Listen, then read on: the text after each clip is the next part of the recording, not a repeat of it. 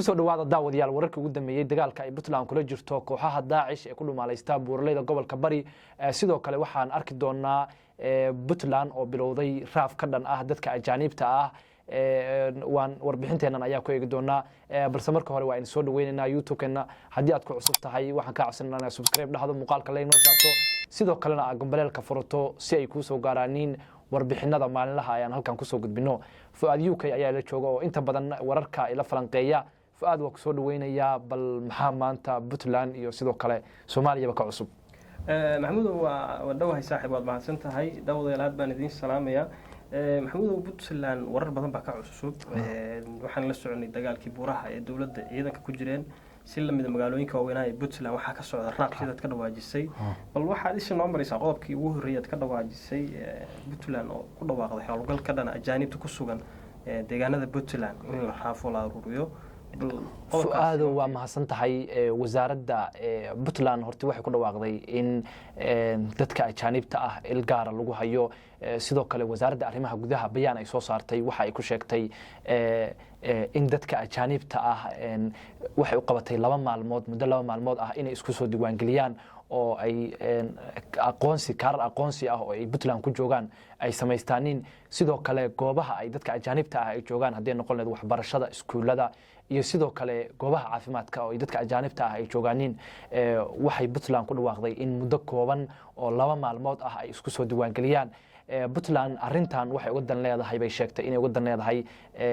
in la kala saaro Fuad dadka dhibta wada iyo dadka kale oo wax weeye caadiga ah oo Puntland wax ku soo kordhinayo hadii caafimaad noqon lahayd hadii waxbarasho noqon lahayd marka Puntland maanta magaalooyinka waaweyn oo Boosaaso Qardho iyo sidoo kale magaalooyin kale oo badan ayay waxay ka bilowday raaf ka dhan ah dadka ajaanibta ah waxa la sameynayay ciidanka muuqaal ay soo duubeen waxa la sameynayay dadka in la aruuriyo oo shabaqla lagu guro magaalada waxaan aad u arkaynay caasimada Puntland Garowe oo dad aad iyo aad u badan Syrian Yemeniyiin Ethiopian oo soo gurayo la wado oo sadiga la geenayo dadka in lagu sameynayaan maqalnay baaritaan lambaradooda iyo sababta keentay dalkan ay maadaan aqoonsigooda magaalooyinka ugu weyn lahaatan arintaasi ka dhacday Garowe maxaan kala ka xusi karnaa waxaan ka xusi karnaa Boosaaso waxa ka dhacday waa tiradii ugu badneed ayaa la yiri 300 oo qof oo ajaanib ah Soomaalina ay ku jirto dabcan baa waxa la geeyay goobaha waxa weeye laamaha amaanka saldhiga iyo sidoo kale waxa weeye jeelka oo kale baa la geeyay baaritaano ayaa la marinaya ayaa la yiri dadka ajaanibta ah ayaa la sheegay inay noqdeen dadka ugu badan oo Puntland falalka amni darrada ka geysta ama falalka lidiga ku ah amniga ka geysta ay yihiin marka Puntland saasi ugu aansatay in ay arrimahaas samayso oo dadkan ay raaf ku samayso waa mahadsan tahay maxamuud bal maxaa sababay raafkan hadda maxaa keenay sababta ka dambeysay maxay ahayd ciidanku waxay noo weenanay buuraha ku jireen in la dagaalamayeen Daacish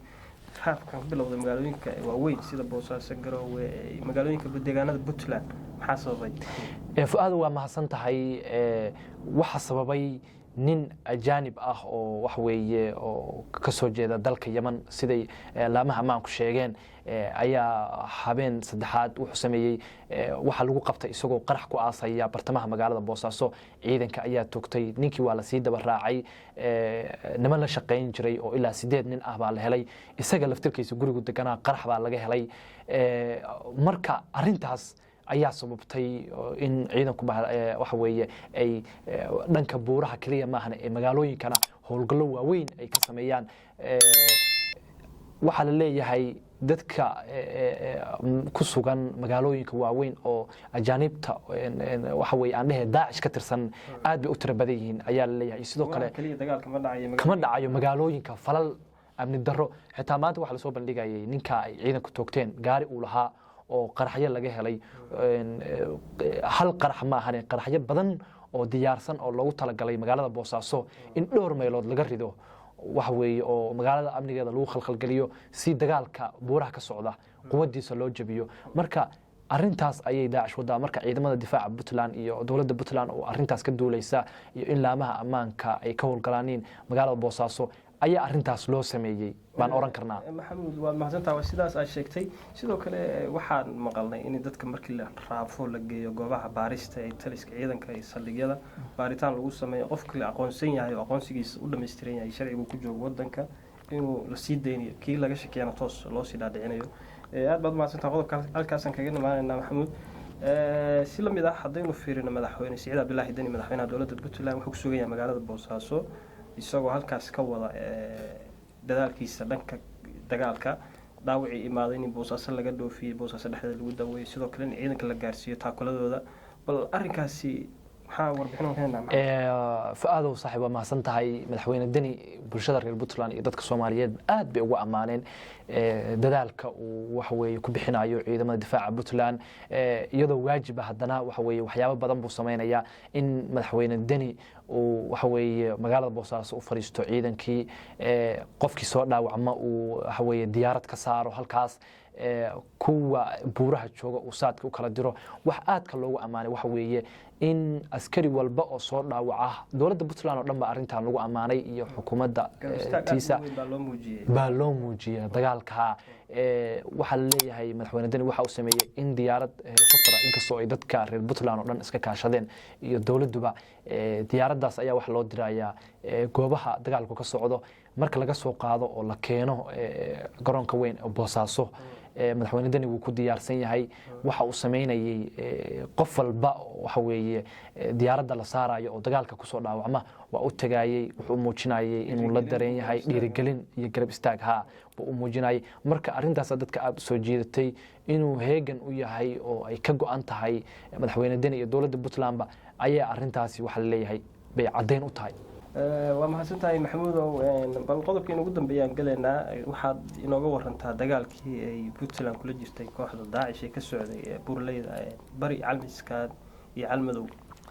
Fuad waa mahadsan tahay. Puntland dagaalka ay kooxda Daacish kula jirto oo ka socda buurleyda gobolka bari ee Puntland waxa la leeyahay wuxuu galayaa fayskiisa saddexaad. fayskiisa koowaad kii furitaanku ahaa, kii labaad waxa weeye ciidanku goobo badan bay ku qabsadeen. hadda Puntland waxay isku diyaarinaysaa kii saddexaad kaasoo la leeyahay ama waa lagu soo yareynayaa kooxda Daacish ama wakiil lagu soo afjari lahaa. ciidamada difaaca Puntland waxa la leeyahay kooxda Daacish waxay geliyeen circle oo waa isku soo wareejiyeen, hadday bad noqon lahayd iyo hadday buuro noqon lahayd. sidoo kale waxa la sheegayaa in ciidamada difaaca Puntland diyaarado drone ah oo ilaa dhowr ah loo keenay, kuwaas oo ay waxa weeye ay ku ogaanayaan in kooxda Daacish iyo meelaha ay kaga sugan yihiin buurleyda waxa weeye gobolka bari ee Puntland. maanta dagaal baa dhacay saaka arooyadii. ciidamada difaaca Puntland gooba ay ku qabsadeen, ay ku magacaabeen Cigoole ay kamid yihiin iyo goobo kale oo badan oo waxa weeye ilaa 8 goobood oo saldhigyo iyo isku jira